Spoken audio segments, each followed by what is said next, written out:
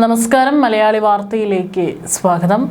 നിയമസഭാ തെരഞ്ഞെടുപ്പിൽ തൃണമൂൽ കോൺഗ്രസിനേറ്റ കനത്ത പരാജയത്തിന് പിന്നാലെ മമതാ ബാനർജിയുടെ ഏറ്റവും വിശ്വസ്തരായ മുതിർന്ന ഉദ്യോഗസ്ഥരൊക്കെ തന്നെ സ്ഥാനമൊഴിഞ്ഞു. സംസ്ഥാനത്തെ മുൻ ചീഫ് സെക്രട്ടറിമാരായ ആലാപൻ ബന്ദോപാധ്യായ, HK ദ്വിവേദി എന്നിവരാണ് മുഖ്യ ഉപദേശക സ്ഥാനങ്ങൾ രാജിവെച്ചത്.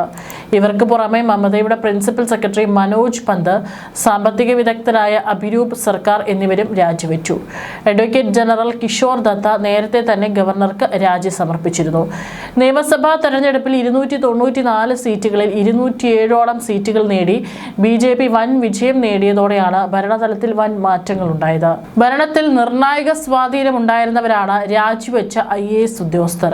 പ്രത്യേകിച്ച് ആലാപൻ ബന്ദോപാധ്യായ കേന്ദ്ര സർക്കാരുമായുള്ള തർക്കങ്ങളെ തുടർന്ന് വിരമിച്ച ശേഷം മമതയുടെ പ്രത്യേക ഉപദേശകനായി നിയമിക്കപ്പെട്ട വ്യക്തിയാണ്.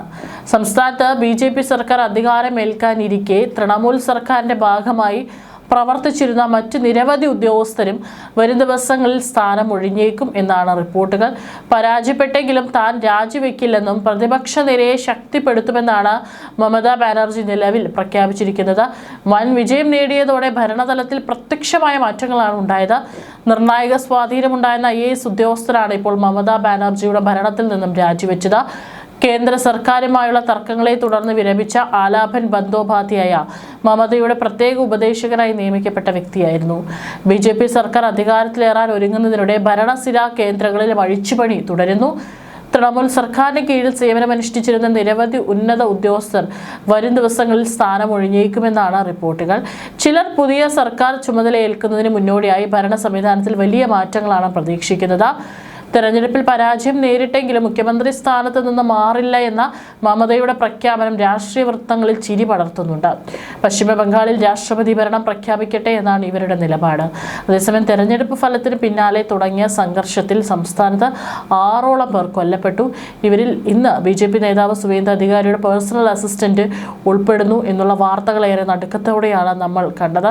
മുൻ വ്യോമസേന ഉദ്യോഗസ്ഥൻ കൂടിയാണ് അദ്ദേഹം. വലിയ രീതിയിലുള്ള ആക്രമണങ്ങളാണ് ഇപ്പോൾ അവിടെ നടന്നുകൊണ്ടിരിക്കുന്നത്.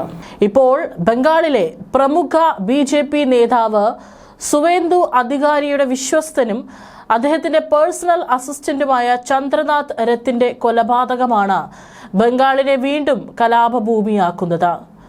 പശ്ചിമ ബംഗാൾ രാഷ്ട്രീയത്തിലെ പൊതുവേദികളിൽ അധികം പ്രത്യക്ഷപ്പെടാറില്ലെങ്കിലും BJP പാളയത്തിൽ സുവേന്ദു അധികാരിയുടെ ഏറ്റവും അടുത്ത വിശ്വസ്തനാണ് ചന്ദ്രനാഥ് രത്ത്. ആ ചന്ദ്രനാഥ് രത്തിനെയാണ് ഇപ്പോൾ നടു റോഡിൽ കൊലപ്പെടുത്തിയിരിക്കുന്നു എന്നുള്ള വളരെ നടുക്കുന്ന വാർത്തകൾ പുറത്തു വരുന്നത്. മെയ് 4 അവിടെ വിജയം ആഘോഷിക്കുകയാണ് BJP. പൂർണ്ണമായിട്ടും ബംഗാളിൻ്റെ അധികാരം BJPയുടെ കൈകളിലാണ്. അതിനുശേഷം അവിടെ വളരെ നാടകീയമായിട്ടുള്ള നീക്കങ്ങളാണ് നടക്കുന്നത്. ഇപ്പോഴും താൻ തന്നെയാണ് ബംഗാളിൻ്റെ മുഖ്യമന്ത്രി, താൻ ഒരിക്കലും രാജിവെക്കില്ല എന്നുള്ള ഉറച്ച നിലപാടിൽ തന്നെയാണ് മമതാ ബാനർജി നിൽക്കുന്നത്. അതിനിടയിലാണ് ഈ അക്രമ സംഭവങ്ങൾ ഇപ്പോൾ കൊലപാതകത്തിലേക്കും നയിച്ചിരിക്കുന്നത്. അതും സുവേന്ദു അധികാരിയുടെ അടുത്ത മുഖ്യമന്ത്രി സ്ഥാനാർത്ഥിയായി ഉയർന്നു കേൾക്കുന്ന പേരാണ് സുവേന്ദു അധികാരിയുടെ. ആ സുവേന്ദു അധികാരിയുടെ ഏറ്റവും വിശ്വസ്തനായ പേഴ്സണൽ അസിസ്റ്റന്റിനെയാണ് ഇപ്പോൾ ക്രൂരമായി കൊലപ്പെടുത്തിയിരിക്കുന്നു എന്നുള്ള നടുക്കുന്ന വാർത്തകൾ പുറത്തു വരുന്നത്. ഇന്നലെ രാത്രി നോർത്ത് 24 പർഗാനസിൽ വെടിയേറ്റു മരിച്ച 41കാരനായ ചന്ദ്രനാഥിന്റെ ജീവിതവും അവിശ്വസനീയമായ മാറ്റങ്ങളിലൂടെ കടന്നുപോയ ഒന്നായിരുന്നു. അദ്ദേഹം രാഷ്ട്രീയത്തിലേക്ക് ഇറങ്ങുന്നതിന് മുമ്പ് തന്നെ ഇന്ത്യൻ വ്യോമസേനയിലെ സേവനം അദ്ദേഹം നടത്തിയിട്ടുണ്ട്. അതിനുശേഷമാണ് ബംഗാൾ പ്രതിപക്ഷ രാഷ്ട്രീയത്തിലെ നിർണായക സാന്നിധ്യമായി അദ്ദേഹം മാറിയത്. ഭവാനിപൂർ മണ്ഡലത്തിൽ മമതാ ബാനർജിയെ പരാജയപ്പെടുത്തി സുവേന്ദു അധികാരി ചരിത്ര വിജയം നേടിയപ്പോൾ ആ വിജയത്തിന്റെ ചാലകശക്തിയായി പ്രവർത്തിച്ച വ്യക്തിയായിരുന്നു ചന്ദ്രനാഥ് രത്ത്. അതുകൊണ്ട് തന്നെയാണ് TMC ഗുണ്ടകൾ ഇപ്പോൾ ചന്ദ്രനാഥിനെ ലക്ഷ്യം വെച്ച് അദ്ദേഹത്തെ കൊലപ്പെടുത്തിയിരിക്കുന്നത്. BJP പ്രവർത്തകരെ ആവേശത്തിലാക്കി ഭവാനിപൂരിൽ സുവേന്ദുവിനായി പ്രചാരണം കൊഴുപ്പിച്ച ചന്ദ്രനാഥിനെ ലക്ഷ്യമിട്ടതും ആസൂത്രിതമായ രാഷ്ട്രീയ നീക്കമാണെന്നാണ് BJP ആരോപിക്കുന്നത്. മമതാ ബാനർജിയെ സംബന്ധിച്ചിടത്തോളം ഭവാനിപൂരിലെ പരാജയം രാഷ്ട്രീയ ജീവിതത്തിലെ ഏറ്റവും വലിയ നാണക്കേടായി മാറിയിരിക്കുകയാണ്. കഴിഞ്ഞ തവണ നന്ദിഗ്രാമിൽ ചെന്ന് സുവേന്ദു അധികാരിയെ അദ്ദേഹത്തിന്റെ തട്ടകത്തിൽ വെല്ലുവിളിച്ച മമത അവിടെ ദയനീയമായി പരാജയപ്പെട്ടിരുന്നു. എന്നാൽ ഇത്തവണ മമതയുടെ സ്വന്തം ശക്തി കേന്ദ്രമായ ഭവാനിപൂരിൽ ചെന്ന് സുവേന്ദു അവരെ തോൽപ്പിച്ചത് ബംഗാൾ രാഷ്ട്രീയത്തിലെ വലിയൊരു മാറ്റത്തിന്റെ സൂചനയായിരുന്നു. ഭവാനിപൂരിലെ തോൽവിയോടെ മമതയ്ക്ക് MLA സ്ഥാനവും നഷ്ടമായി. മമതയുടെ കോട്ടയിൽ വിള്ളലുണ്ടാക്കാൻ സുവേന്ദുവിനെ സഹായിച്ച പ്രധാന തന്ത്രജ്ഞനായിരുന്നു കൊല്ലപ്പെട്ട ചന്ദ്രനാഥ് രഥ്. നോർത്ത് 24 പർഗാനസ് ജില്ലയിലെ മധ്യം ഗ്രാമിൽ വെച്ചാണ് ബുധനാഴ്ച രാത്രി ചന്ദ്രനാഥ് രഥിന് നേരെ ആക്രമണമുണ്ടായത്. കാറിൽ സഞ്ചരിക്കുകയായിരുന്ന അദ്ദേഹത്തിന് നേരെ ഒരു കൂട്ടം അക്രമി സംഘം വെടിയുതിർക്കുകയായിരുന്നു. തലയിലും നെഞ്ചിലും വയറിലും മാരകമായി വെടിയേറ്റ അദ്ദേഹത്തെ ഉടൻ ആശുപത്രിയിൽ എത്തിച്ചെങ്കിലും ജീവൻ രക്ഷിക്കാനായില്ല. നെഞ്ചിൽ ഒന്നിലധികം വെടിയുണ്ടകൾ ഏറ്റതായി ഡോക്ടർ പറഞ്ഞു.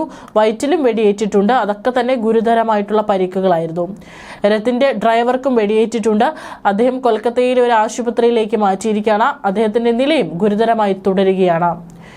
West Bengal legislative assembly on duty എന്ന ബോർഡുള്ള കാറിന്റെ ഗ്ലാസുകൾ വെടിയുണ്ടകളേറ്റ് തകർന്ന നിലയിലാണ്. കാറിനുള്ളിൽ രക്തം തളം കെട്ടിക്കിടക്കുന്ന ദൃശ്യങ്ങൾ അക്രമത്തിന്റെ ഭീകരത വ്യക്തമാക്കുന്നു.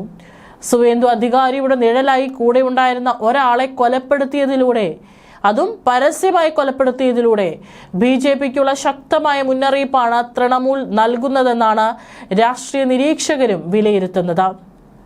പൂർവ മേദിനിപൂരിലെ ചണ്ഡീപൂർ സ്വദേശിയായ ചന്ദ്രനാഥ് രഥ് സുവേന്ദു അധികാരിയുമായി വ്യക്തിപരമായും രാഷ്ട്രീയമായും ദീർഘകാലത്തെ ബന്ധം പുലർത്തിയിരുന്ന ഒരു വ്യക്തിയാണ്. രാമകൃഷ്ണ മിഷനിലെ വിദ്യാഭ്യാസ കാലം അദ്ദേഹത്തിന്റെ ജീവിതത്തെ ആഴത്തിൽ സ്വാധീനിച്ചിരുന്നുവെന്ന് സുഹൃത്തുക്കൾ ഓർക്കുന്നു. ഒരു ഘട്ടത്തിൽ സന്യാസ ജീവിതത്തെക്കുറിച്ച് പോലും ചിന്തിച്ചിരുന്ന അദ്ദേഹം പിന്നീട് വ്യോമസേനയിൽ ചേരുകയും ഏകദേശം 2 പതിറ്റാണ്ടോളം രാജ്യം സേവിക്കുകയും ചെയ്തു. വ്യോമസേനയിൽ നിന്ന് വിരമിച്ച ശേഷം കോർപ്പറേറ്റ് മേഖലയിൽ കുറച്ചുകാലം പ്രവർത്തിച്ച ശേഷമാണ് ചന്ദ്രനാഥ് സജീവ രാഷ്ട്രീയത്തിലേക്ക് നീങ്ങുന്നത്. അദ്ദേഹത്തിന്റെ കുടുംബം മുമ്പ് തൃണമൂൽ കോൺഗ്രസുമായി ബന്ധപ്പെട്ടാണ് പ്രവർത്തിച്ചിരുന്നത്. അമ്മ ഹസി രഥ് തദ്ദേശ സ്വയംഭരണ സ്ഥാപനങ്ങളിൽ പദവികൾ വഹിച്ചിരുന്നു. എന്നാൽ 2020-ൽ സുവേന്ദുവിനൊപ്പം കുടുംബം BJPയിലേക്ക് മാറി. സുവേന്ദു അധികാരി മമതാ സർക്കാരിൽ മന്ത്രിയായിരിക്കെ 2019-ലാണ് ചന്ദ്രനാഥ് അദ്ദേഹത്തിന്റെ കോർ ടീമിന്റെ ഭാഗമാകുന്നത്. ഓഫീസ് ഏകോപനവും ഭരണപരമായ ചുമതലകളുമായി തുടങ്ങിയ അദ്ദേഹം പിന്നീട് BJPയുടെ നിർണായക സംഘടനാ ചുമതലകളിലേക്ക് ഉയർന്നു. തെരഞ്ഞെടുപ്പ് പ്രചാരണങ്ങളുടെ ഏകോപനം, പാർട്ടിക്കാർക്കിടയിലുള്ള പ്രവർത്തനങ്ങൾ എന്നിവയിലും അദ്ദേഹം സുവേന്ദുവിന്റെ വലം കൈയായി പ്രവർത്തിച്ചു.